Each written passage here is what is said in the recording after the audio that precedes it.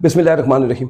अच्छा जी, minister housing and works Riyazuddin Peerzada साहब 16 फरवरी 2026 को सेक्टर F15 और F14 का इफ्तिताह करेंगे और FW को ऑलरेडी NLC या FW आर्मी का इदारा है, ये डेवलपमेंट करेंगे और इनको ठेका पहले से दिया हुआ है, मशीनरी उनकी पहले से इंस्टॉल है। बस ये मिनिस्टर साहब आएंगे और इफ्तिताह करेंगे और फिर काम शुरू है जी। ये तो थी एक न्यूज़।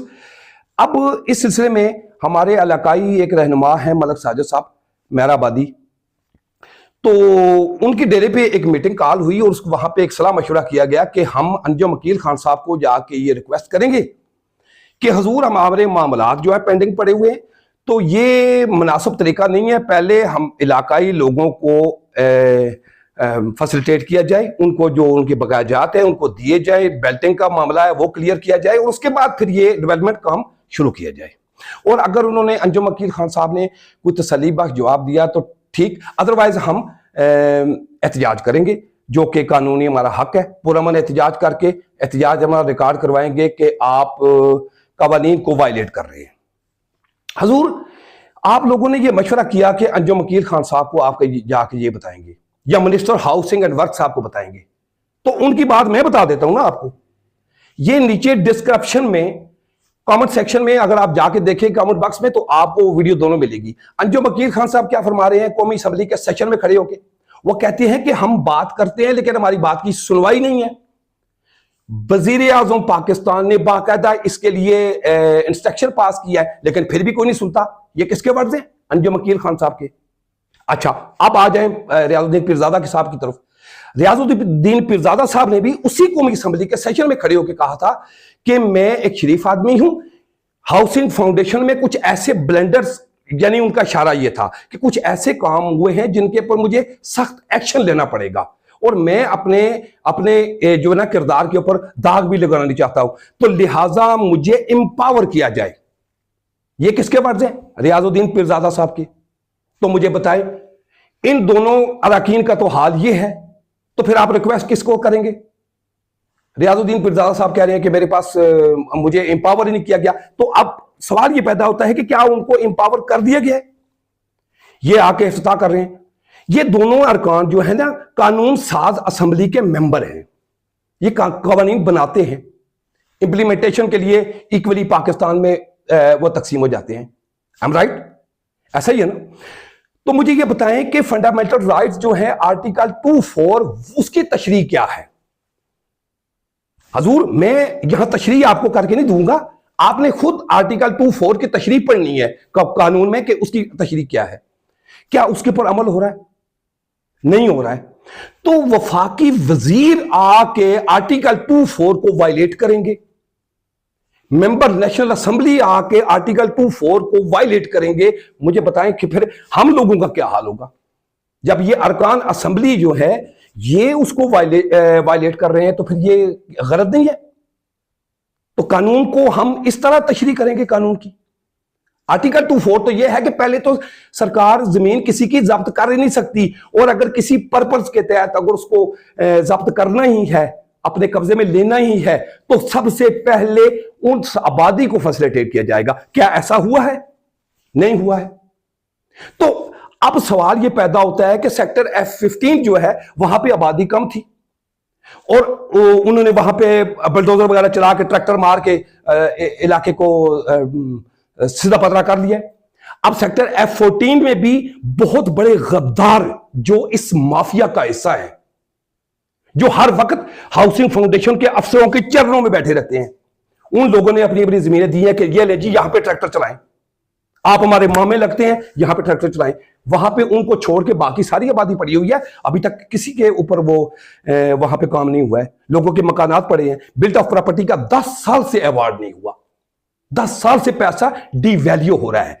ये मेंबर नेशनल असेंबली जो है या वफाकी वजीर है, उनको नजर नहीं आ रहा है कि ये वायलेशन किसकी हो रही है? इंसानी बुनियादी हकूक की। आप मिनिस्टर हैं, आप MNA हैं, हैरत है। तो हजूर, सवाल ये पैदा होता है कि आप उनके रास्ते की, कानून को वायलेट करने वालों के रास्ते की रुकावट क्यों नहीं बने? आपने उनको कहना था कि जनाब आर्टिकल 24 इसकी बाकायदा तशरीह कर रहा है, आप गलत कर रहे हैं। पहले इन लोगों के बारे में जो सोचें कि इस आबादी का क्या करना है, इन लोगों के जो बकायाजात हैं उनका क्या करना है, और आप वहां पे डेवलपमेंट शुरू कर देंगे। और डेवलपमेंट जब शुरू हो जाएगी, इसके बाद कहेंगे कि ठीक है जी हम आपका करते हैं, लारे लपे लगाते हैं जैसे सियासी लोग लगाते हैं जिनका काम है शुरू से यही, तो फिर बात फिर वही हो जाएगी। मैं कमेटी मेंबरान को यह बता देना चाहता हूं कि हजूर गुजारिश सिर्फ यह है कि डेफिनेशन जो मालिकों की होती है ना, वो 5 मरले से लेके 500 कनाल तक इक्वली जाती है। बहुत अदब के साथ, बहुत एहतराम के साथ आपसे बात कर रहे हैं सर, कानून के दायरे में रह के, तमीज के दायरे में रह के, अदब के दायरे में रह के, कि आप लोगों ने इन सियासी लोगों के झांसे में नहीं आना है। और उनको वफाकी वजीर जब आए तो हमें पुरअमन आर्टिकल 19 इसकी इजाजत देता है कि आप अपना एहतजाज कर सकते हैं, एहतजाज रिकॉर्ड करवा सकते हैं कि वट जुमीद लोगों के बकायाजात पड़े हैं, बिल्ड ऑफ प्रॉपर्टी का अवार्ड नहीं हुआ है, बेल्टिंग अभी पड़ी हुई है, लैंड शेयरिंग फार्मूला भाड़ में गया, पता नहीं वो किधर गया। तो आप ये कैसे कर रहे हैं आके, आपको इतनी जल्दी क्या है? आप आर्टिकल 25 की भी खिलाफ वर्जी कर रहे हैं। यानी ये डेवलपमेंट करके किसी ना किसी को तो ये प्लाट अलॉट करेंगे ना, तो वो बहुत अहम हो गए। और ये इलाके के लोग जो हैं ये उल्लू के पट्टे हैं, तो ये होगी ना आर्टिकल 25 की खिलाफ वर्जी। और यार आप कानून की खिलाफ वर्जी आप मेंबर नेशनल असेंबली हो के ना करें, सॉरी, कम से कम आम सिविलियन करें ना, हमारे जैसे नालायक लोग करें तो वो बात बनती है। आप तो मेंबर, आप तो तशरीह करते हैं कानून की, आप कानून के तशरीह करने वाले लोग उठ के वायलेट कर रहे हैं इसको। तो ये ऐसे नहीं होना चाहिए सर। मैं मेंबरान कमेटी के जितने भी हैं उनको ये गुजारिश करना चाहता हूं कि हम बाकायदा इसके ऊपर एहतजाज करेंगे और उनको बताएंगे कि आप हमारे मामे नहीं लगते हैं, हमारा सारा मामलात जहां पड़े हुए हैं, हमारी शक्लें अच्छी नहीं है, हम कोई मरीज की मखलूक है, आप दूसरे लोगों को यहां फैसिलिटेट करेंगे, उनके लिए आप कानून को वायलेट कर रहे हैं। हमारे बकायाजात पड़े हैं, अभी तक आपको परवाह ही नहीं है। तो ये बात ना करें सर, हजूर इस तरह ना करें।